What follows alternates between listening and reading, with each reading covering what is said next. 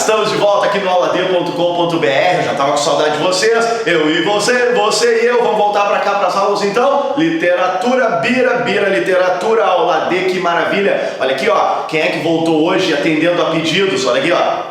Madame Bovary, né? Muita gente, cadê a caveirinha? Cadê a caveirinha? Tá aqui, minha queridona. A gente tinha tido um desentendimento, mas já estamos bem de novo. Olha aqui, ó, né? Estamos de volta, tá aqui, minha queridona. E nós vamos trabalhar o que hoje, pessoal? Nós vamos trabalhar o Renascimento. Pô, que legal, olha que coincidência. Não tem coincidências, tudo é pensado, olha só, providencial. Cara, nós estamos falando de Renascimento, uma época que vai estar inserido um cara chamado Shakespeare, que produziu uma obra chamada Hamlet, e lá tem o ser ou não ser, eis a questão, né? Só que a caveirinha lá de Hamlet é a Yorick, né? O Yorick, né? Mas aqui a Madame Bovary é muito mais importante, né? Porque ela faz parte da minha vida. É isso que importa, certo? Vem comigo, ó. Olha aqui, ó. Quando eu falo de renascimento, eu estou falando de século XVI, né? Anos de 1500, aquele renascimento onde tem as tartarugas ninjas, tem aqueles cientistas. Não, pessoal, a gente tem que cuidar aqui um detalhezinho.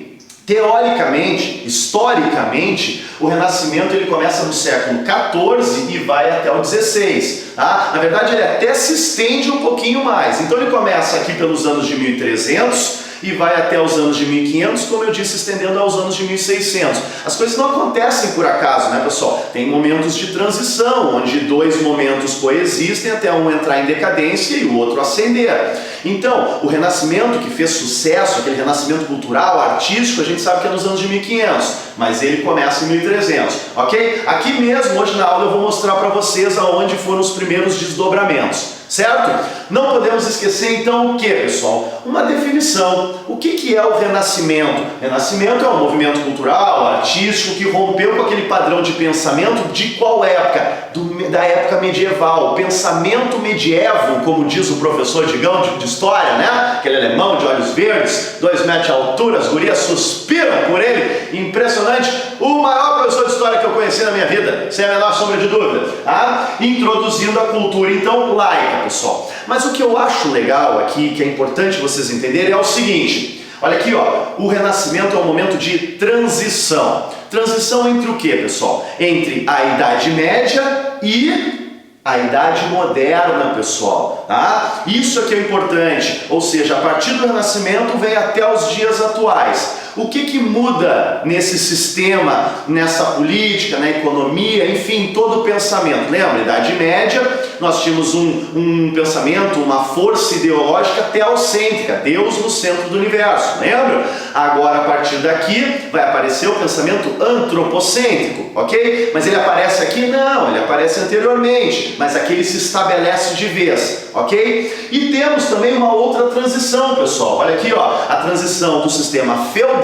rural, de subsistência, para o sistema capitalista, ou seja, o comércio, a compra, a venda e uma palavrinha que vocês lembram, olha aqui, para não esquecer, mercantilismo. Lembra? O mercado, pessoal. Sai a zona rural, entra a zona urbana e o mercado gira a engrenagem econômica, certo?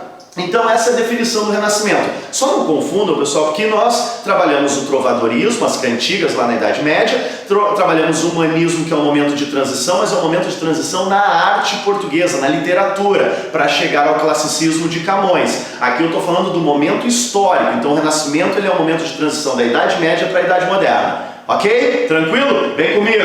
Olha só, onde iniciou o Renascimento? Quais foram as primeiras raízes? Na Itália, pessoal, ok? Depois que a Itália se estabeleceu, aí se dirigiu para outros locais da Europa, como França, Inglaterra, Portugal, Espanha, Alemanha e os Países Baixos, que é Bélgica e Holanda para nós, ok? Tranquilo? E por que a Itália foi o berço do Renascimento, pessoal? Porque ela já tinha uma tradição de mercado, ela já era uma rota comercial, ou seja, se passava ali pela Península Itálica muitas naus indo para certos locais do norte da África, do Oriente, etc., para fazer os seus negócios, ok? E também foi nas cidades italianas da Península Itálica que se desenvolveu urbanamente as primeiras cidades, né? Se desenvolveu os burgos que vai acarretar na burguesia, né? Que é aquele intermezzo entre o sistema feudal e as cidades. E agora começa a se desenvolver as grandes cidades no Renascimento. Ok? Tranquilo? E quem é que vivia nessas cidades, pessoal? Diferente lá dos camponeses, dos servos, né? Da plebe da Idade Média, agora nós temos o que nessa sociedade? Pessoas com grana, com riqueza, intelectualmente superiores, digamos assim, com conhecimento, já sabem ler, escrever, né? E a gente vai chamar aqui de burguesia, pessoal. A burguesia, que é aquele centralizado dentro de uma sociedade, ok? Além deles, nós tínhamos os artistas, que vocês conhecem, as tartarugas ninjas, que a gente vai falar no futuro, os intelectuais, os filósofos e os mecenas. Não esqueçam, pessoal, os mecenas eram pessoas com poder aquisitivo que patrocinavam os artistas, ok? E aqui é interessante abrir um parênteses. Os mecenas muitas vezes eram pessoas, príncipes, pessoas de nobreza e tal, de grana, e também a igreja. Porque quando a gente diz que o sistema teocêntrico sumiu, não quer dizer que a igreja sumiu, pessoal. Aqui ninguém queria matar Deus. Aqui Deus se adaptou, ele entrou na jogada, digamos assim, ok? O pensamento teocêntrico, aquele pensamento de que tudo vem de Deus, esse sim, esse acaba ficando de escanteio, digamos, ok? A partir do Renascimento vai aparecer a razão, o racionalismo, o pensamento. Então o ser humano agora pensa, pesquisa, analisa, ok? Esse é o grande ideal da época, antropocêntrico, o homem andando com seus próprios pés, digamos assim, ou pensando com a sua cabeça. É um pleonasmo, né? Mas se a gente for pensar é verdade, porque lá ele não pensava com a sua cabeça na Idade Média. Entendeu a jogada aqui? Tranquilo? Olha só. Então, quais são as diferenças entre a Idade Média, né, o pensamento medieval, e o pensamento renascentista? Rapidão aqui, ó. Teocêntrico, Deus no centro do universo. No Renascimento, antropocêntrico, o homem no centro da cultura, de todo o seu, das suas escolhas nessa passagem, nessa vida, ok? Verdade na Idade Média, estava na Bíblia. Ali é o livro sagrado, é a palavra de Nosso Senhor. A partir do Renascimento, a verdade está no experimento, pessoal. Ou seja, os cientistas vão começar... Opa! Olha aqui, ó, fugiu. Opa! Olha aqui, ó, fugiu, vamos voltar. Verdade estão nos experimentos. Os cientistas agora começam a fazer testes, pesquisas, experimentar, querer descobrir as informações. Pode até ter sido criado por Deus, mas a gente pode saber como é que funciona, da onde vem, como é que é a funcionalidade na matemática, na química, na biologia, enfim, nas ciências em geral, ok? Olha aqui, ó, a política na Idade Média é descentralizada, né? Toda desorganizada. Aqui no Renascimento, centralização. Não esqueçam da palavrinha absolutismo monárquico, está tudo na mão de um rei. Aquele rei que na Idade Média era uma figura sagrada, representante de Deus, agora é um homem, normal, cria as leis, cria as regras, mas precisa de alguém que mantenha a ordem, tá? Um homem de carne e osso como nós, ok? Aqui, ó, na Idade Média o feudalismo, o sistema econômico que a gente conhece. No Renascimento o mercantilismo, que vai acarretar no quê? Nas grandes navegações e na época das descobertas. Lembra? A chegada aqui nessa terra nova que vai se chamar América e depois Brasil, ok? Olha aqui, ó, a natureza na Idade Média era o local do pecado, os 7 pecados, o homem não podia curtir a sua vida, tudo era limitado. A partir do pensamento renascentista, a natureza está diretamente ligada ao que, pessoal? A harmonia, equilíbrio, viver os prazeres da carne, o hedonismo, buscar o belo, o bonito, a perfeição. Ou seja, vamos aproveitar essa vida aqui, cara. Ninguém está discutindo se lá em cima tem ou não tem uma força superior, mas vamos aproveitar essa passagem aqui. O hedonismo é a busca do prazer, do belo, ok? Mas não o belo pagodeiro, porque aquele é feio pra burro, né? Não, o belo, bonito mesmo, assim, o George Clooney, por exemplo, tá ligado? Ou o Giannichini aqui no Brasil, né? Ou o professor de história, Digão, né? Pode ser também. Na Idade Média a gente está falando dos camponeses, que viviam nos feudos, lembra? A plebe, os servos. No Renascimento, os burgueses. Ok? Então esse é o paralelo, as diferenças. Dá uma olhadinha, aumenta aí o tamanho no YouTube aí, né? Faz uns selfies aí com bira no fundo, mas isso aqui é interessante tu guardar. Isso é importante tanto para a história quanto para a literatura. Ok? Olha só, quais são as características então desse movimento, pessoal? Desse pensamento renascentista? Humanismo, ou seja, a valorização do ser humano. Agora o ser humano faz as suas escolhas, ele não é mais um fantoche, digamos assim, não é mais um cara manipulado, agora ele toma as próprias decisões.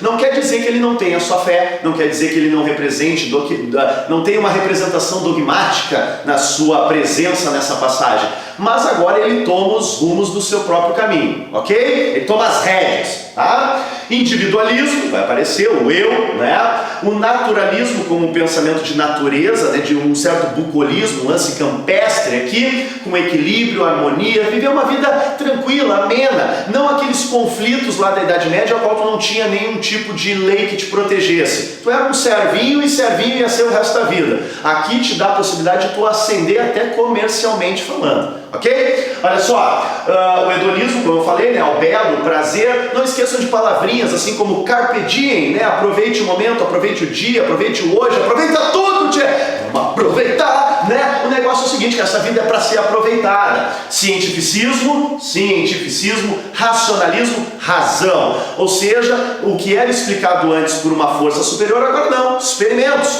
como eu já tinha falado, certo?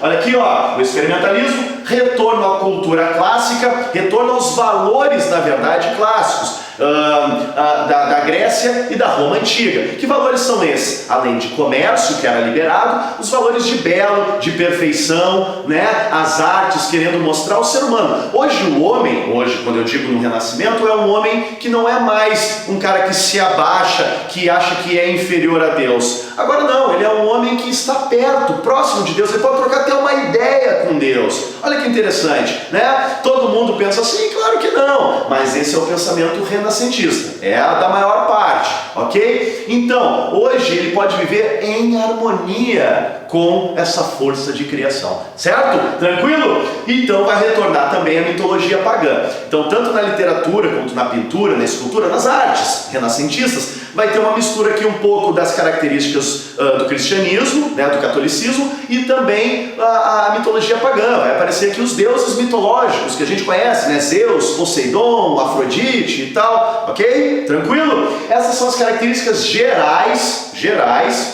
do Renascimento. Certo? Olha aqui, ó. E agora é interessante, ó, isso é bacana. Lembra que eu coloquei lá no início, renascimento do século XIV ao século XVI? Por quê, pessoal? Olha a prova de quanto, lá no 300, que a gente chama, né, o século XIV, já havia os primeiros passos de desenvolvimento humanista, que depois vai acarretar no Renascimento, ok? Olha aqui, ó, a transição do pensamento teocêntrico para antropocêntrica, certo? Dante Alighieri, na literatura, vai escrever a Divina Comédia. Tá? Isso é lá no século XIV. Petrarca vai escrever a lírica do seu cancioneiro, né? a sua lírica dentro do seu cancioneiro. Boccaccio vai escrever a sua obra maravilhosa chamada Decameron, isso tudo lá no século XIV. Giotto, na pintura, olha aqui, ó, figuras com aspecto humano e traços de individualidade, ou seja, já aparece um individualismo, né? Olha aqui, ó, destaques para suas pinturas de São Francisco de Assis. Mas como assim, senhor? Individualismo, mas algumas questões religiosas. Cara, a questão histórica, fatores e características e personagens bíblicos vão ser usados frequentemente na arte renascentista, mas de uma forma mais próxima da humana, talvez até com um certo realismo, com uma visão diferenciada sobre essas passagens, ok? Inclusive a igreja nesse momento não aceita muito bem, ok? Mas esses artistas nós vamos analisar no futuro bem próximo, no próximo vídeo, ok? Conto com a tua visualização, certo? Então isso é o século XIV. Olha o século XV, os anos de 1400, a família Médici, uma das famílias mais conceituadas nessa época, eles eram mecenas, eles patrocinavam os artistas assim, ó, com muito ardor, tá? Agora, o berço na Itália especificamente é Florença, é a principal cidade, né, da Península Itálica, ali da Itália. Técnica da pintura a óleo, ó, já começa a mudar a questão da pintura, não é mais aquela pintura medieval, né? Botticelli vai pintar o nascimento de Vênus e a alegoria da primavera, cara, pinturas bem conhecidas. Da Vinci, que vocês conhecem, grande Da Vinci, né? Olha aqui, ó, pintor, desenhista, escultor, poeta, inventor, matemático, físico, cambista de ingresso do circo romano. Lembra aquela piada do Chaves? Essa foi podre, né? Mas enfim, ele era botânico, geólogo, inventor, o cara fez de tudo. O homem universal, eu quero pensar, lembra? Eu quero pensar, não adianta, tá? Ele tem o homem vitruviano, lembra? Aquela pintura com as medidas do corpo, anatomia, né? A Gioconda, a Mona Lisa, que tem aquele sorrisinho sem vergonha, a Santa Ceia, a última ceia de Cristo aqui antes de partir, né? Bom, tudo aqui, ó, no século XV, os anos de 1400. Ok? Tranquilo? Aí a gente chega, esse aqui é o 400, né? Agora a gente chega no 500, agora sim no século XVI, que é aquele que a gente conhece mais, né? Mas, pô, aqui os papas já viram mecenas, ou seja, ó, o clero, a própria igreja já começa a patrocinar esses artistas, pinturas bíblicas, figuras importantes da ordem dentro do cristianismo, né, do catolicismo vão aparecer. Já não é mais Florença o principal centro comercial, e sim Roma.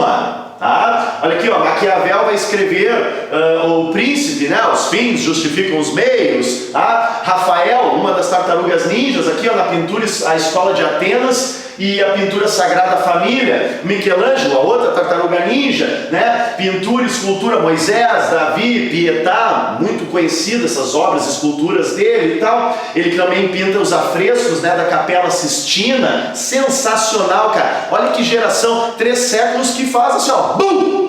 Faz a gente esquecer a Idade Média. Ou seja, o Renascimento vira a Era de Ouro e fica para trás a Idade das Trevas, a nossa querida Idade Média. Certo, pessoal? Então o Renascimento tem todo esse desenvolvimento, ok? Bom, também, pessoal, houve em outros países. Rapidamente aqui, ó, William Shakespeare. Cara, eu poderia escolher qualquer obra. Hamlet, Macbeth, Otelo, Sonhos de uma Noite de Verão. Mas eu botei Romeu e Julieta, que talvez seja mais conhecida. E falando em Shakespeare, ó, volta aqui, ó. Caveirinha, né?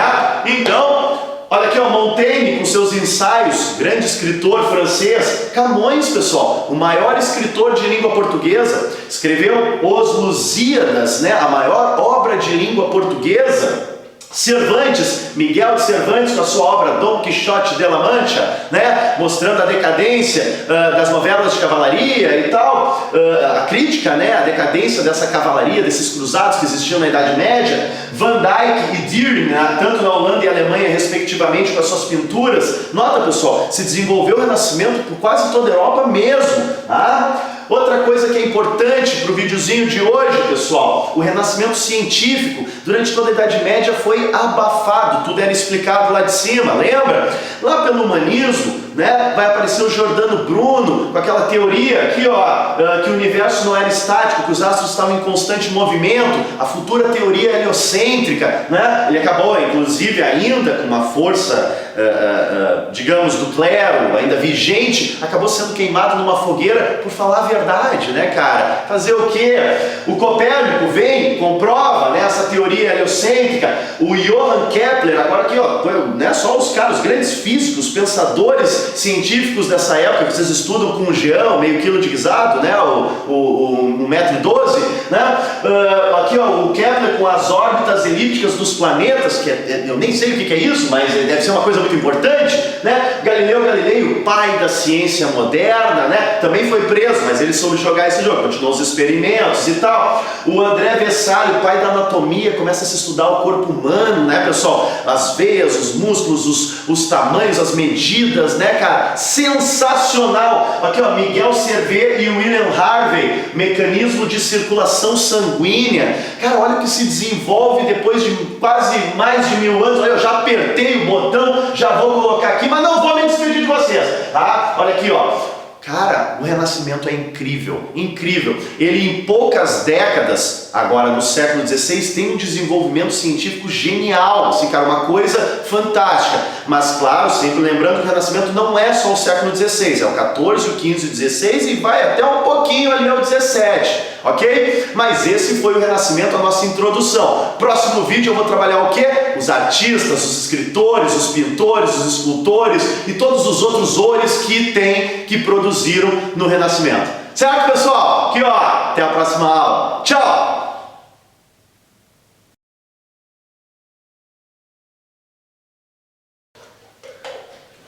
Ó, os abraços, os beijos de hoje vêm da onde? Ó, vem daqui de dentro, não posso esquecer os queridões. Olha aqui, ó, deixa eu ver, aqui para quem vai aqui, ó, grande abraço aqui, ó, professora Cristiane Felipe de Campo Grande, queridona, ó, sensacional professora, faz um trabalho incrível com os alunos dela, conheci recentemente, um beijo do professor Bira, Isabelle Pamponê, queridona, um abraço. Laisla Ortiz, ela falou assim, esse senhor é muito louco, toma energético, café, não, eu sou assim mesmo, cara, não gosto dessas coisas, eu sou elétrico assim mesmo, ok? Aqui, ó, Bia de Castro, Bar Nascimento, Arthur Soares, olha aqui, cara, olha que sensacional, sensacional, tem alguém ali atrás batendo uma foto minha, valeu, olha aqui, ó, que interessante, cara, o pessoal da Bahia tá nos assistindo muito, os baianos, meus queridões, aqui, ó, Ilhéus, Feira de Santana e Vitória da Conquista, abraço do Bira, continuem visualizando aí, até a próxima, tchau!